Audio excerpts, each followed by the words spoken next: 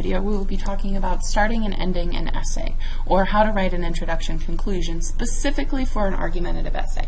When we write in different styles, introductions and conclusions will change slightly, so this video is specifically for argumentative essays. So after you've written your rough draft, you want to write your introduction and conclusion probably after you've gotten your ideas on paper. You could write a rough introduction and then go through these steps. The introduction should be a broad beginning to the paper, and it should answer these three questions. What is the paper about? Why am I, as a reader, reading your paper? And what do you want me, as a reader, to do or think after reading this paper? Now, what do you want to do in your introduction? Well, you should answer the questions on the previous slide by doing the following. First, set the context for the essay. Provide general information about the main idea, the book we're reading, the topic we're covering, and explain the situation so that the reader can make sense of your paper. Then, state why the main idea is important. Tell the reader why he or she should care or keep reading. This will not be an obvious statement, it will not be a question, but it should be an intriguing statement about the topic or book or play that we are covering. Then you state your thesis or claim. Compose one sentence stating your position. You want to make sure you can support this sentence with logos, pathos, and ethos later in your essay. Thesis. Now let's take a closer look at that thesis statement. You want to make sure you follow these guidelines when you create your thesis. You want it to be as short and concise as possible. So take out any extra words or phrases that might confuse the reader and don't necessarily 100% need to be there. A good thesis is very specific, so make sure that you're narrowing in on a direct answer to the prompt that you're writing about. And a good thesis appears at the end of your introductory paragraph. And in different forms and different sentences, you always want to link to it in every paragraph of your essay.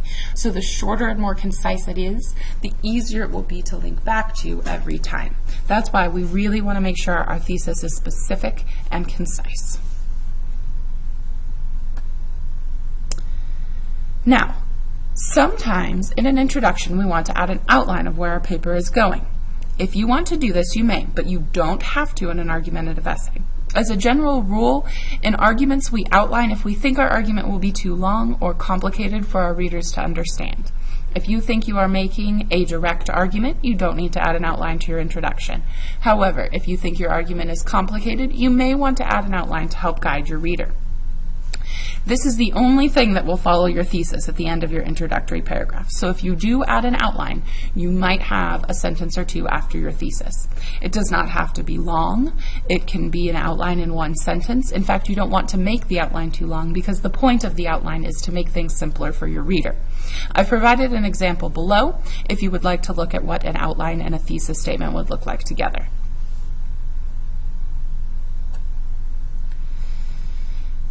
Your conclusion should be a general summary of your entire essay. If readers just chose to read that paragraph alone, they should understand your entire essay. So what should you do in a conclusion? Well, you should restate your topic and why it is important or why readers should care about that topic. You should restate your thesis or your claim. You should make sure that you restate any opposing viewpoints that the readers should consider. You don't want to bring these up for the first time in the conclusion, but you want to make sure that you don't leave the reader without addressing those viewpoints. And then you want to provoke action or thought from the reader. Please do not ask any questions when you do this. Ending your paper with a question is not a very assertive statement, but you want to get your reader thinking about what your thesis is and how it applies to them. Your conclusion will sound pretty general, and it may not always be super long. That's okay. It should just get the reader thinking, and it should summarize what your essay is about.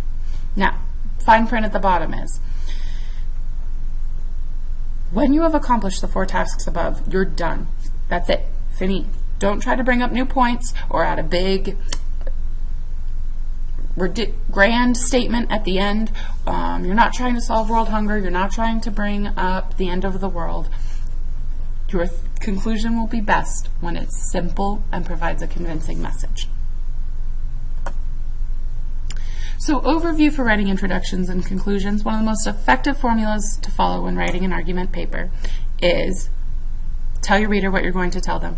then tell them what you told them. Sometimes this feels redundant, but when we're making a point, the best way to be convincing is to make sure we're understood and specific, and we can do that by following the formula above. Now you're ready to write an effective introduction and conclusion, so go out and edit those essays.